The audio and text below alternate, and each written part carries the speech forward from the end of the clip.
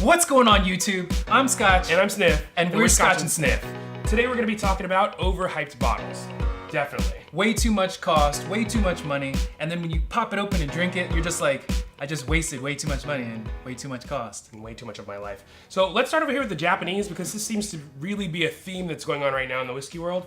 Everybody's like, oh my gosh, I have to have the Yamazaki sherry cask. Japanese. It's the greatest whiskey. It's the best. I've never tasted it, and most people who have it, they haven't tasted it because the caps are still on and they collect it, but it's gotta be fantastic. Because everybody's really just selling based on the hype. So the secondary market is getting ridiculously inflated, and we've seen that especially as of late because a lot of places are actually toning down the prices. Yeah. But we want to talk about specifically about the Yamazaki 12, mostly because we've tasted the 18 and don't want to waste any money on it because it's worth about 150 bucks. Yeah, 150 to 180 range is what we've kind of talked about, and it's delicious at that price range. It would be great, really great. But my store is selling it. It started selling at $4.99, and it had $100 off, and now it's at $3.99. Yeah, I've got a local liquor store down the street that also has a bottle for $400, and it hasn't moved in almost 3 months. So that kind of tells you that the hype is finally wearing off of the Japanese. But I bought the Yamazaki 12 here at $60, which at the time was, you know, a decent deal for something that tastes essentially like bubblegum and flowers. But just saw it in a store the other day. We were down in DC, and it was $125. $125. At $125, you can either buy 2 really nice bottles of something else, but this 12-year-old, which is the bottom of their line, just isn't really worth the price. The lack of complexity that you would expect from $130, whiskey, it's just not there with this one. It really is bubblegum and flowers for those of you who are thinking about spending $125 on a Japanese whiskey.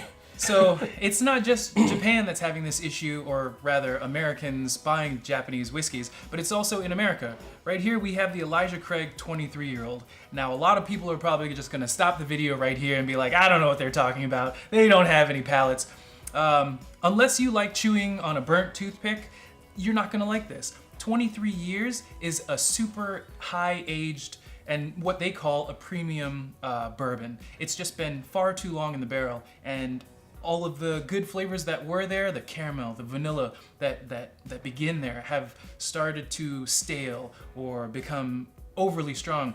The oak is just overbearing. If you've got to have something from Elijah Craig that's fantastic, I totally recommend the Elijah Craig, just their regular small batch 12. It's pretty good, especially for the price point, but what I love even more for about the same price is actually their barrel proof, which is incredible. But please, if you're going to enjoy the barrel proof, enjoy it super responsibly. And bring a fire extinguisher. I literally recommend it to a friend of mine 4 to 5 drops at a time, because any more than that is self-immolation, and sure enough, I watched him die in his kitchen. It was incredible. Amazing. I didn't have a fire extinguisher, and now I regret losing a friend. It was a horrible time. I'm laughing, but it's very sad. Anyways, I bought actually 2 bottles of this, and they were on the secondary market for $300 a piece. I still have 1 bottle, and as you notice, I've just been giving this to friends. That's pretty terrible. All right, let's move on to the Glenfiddich 26. So Glenfiddich holds a really special place in my heart. Like, they're something about just the apples and pears that are famous throughout their entire line of whiskeys is just something that just really grabs me. And as a huge Glenfiddich enthusiast, as you can tell from things like the Glenfiddich 19 Age of Discovery, which I've only had 3 bottles of, which is a little ridiculous at $170 a piece, they're actually fantastic. The Glenfiddich 26 Excellence, I really expected a lot of the same thing from them. I expected just absolutely incredible flavors, and with the extra time I was hoping for maybe even more of the oak, for the vanilla, and no, it's really, really boring. And at 26 years, you have this wonderful bottle that they redesigned, and it looks great, and the cap even has a little metal bit in it, and oh, it's beautiful and all of this, but you can see where the money comes from that you have to pay for to get this bottle. Marketing. And marketing. It's not necessarily gone into the barrel, all you have to do is just, I'm totally downplaying this, but all you have to do is put your liquor inside of a barrel and let it sit for 26 years. That's a lot of time. That's a lot of space that it's taking up. But the price at which this was, it fell very short. Right, we get all that time in the barrel actually takes up time and space, which of course costs the distillery money. We totally get that. But at the same time, at $550, which I've now seen it discounted since then, it's not so much 26 Excellence, it's 26 mostly okay. So here we've got the Balvenie Tun 1509. These are interesting smaller batches that they make over at Balvenie. Their master distiller, I think this one's David Stewart. Batch 1, yeah. Yeah, David Stewart, who just got a pretty sweet award over there from the Queen. But it's I don't know. It just really didn't live up to the hype of what these are supposed to be. We get that there are some really, really old, 30-plus-year-old things in there, and the youngest ones, there's only like 2 or 3 really young ones that are under, I think something like 18 years old. But just because something's old doesn't mean that it's good. Yeah. Especially like bringing back the Elijah Craig 23. Sometimes a younger age statement is a better one. Just depends on your palate. And you really have to give these a try, you the viewer, because our palates aren't the same. Our palates aren't the same with yours. So yeah. So you might have a different opinion, obviously. But this last one is the Macallan 21 Fine Oak. And the Macallan line has been pretty great across the board. But what we've noticed a lot, especially as of late, is their prices are skyrocketing. And we get that the more aged things are starting to get more expensive because of demand.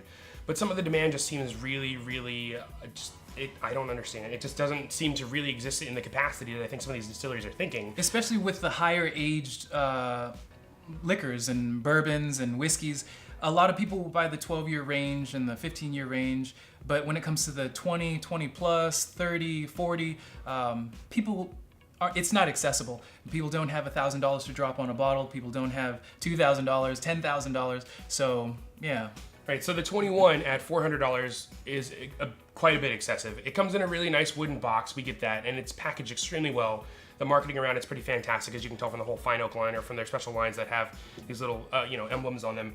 But it just, I don't know, for the price, you can get the 18 for a little over half the price, and it's fantastic. Fantastic. You've got chocolate and oranges and everything you could ever want in a whiskey that comes from Macallan. Spice, the viscosity, the thickness.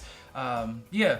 Sometimes you don't need to get a 21-year-old. So people out there who are kind of discouraged, well, I don't, ScotchnSniff, I don't have that money to buy these bottles. Well, these are overhyped. You don't need to buy these bottles. You'd probably be more interested in the 18-year-old if you want to save your money, or the Balvenie 21-year Portwood, Fantastic. or the Glenfiddich 19, or Hibiki instead of the Yamazaki period. And a lot of people swear by the Elijah Craig 18. I've tried the Elijah Craig 18. It's good. It's solid.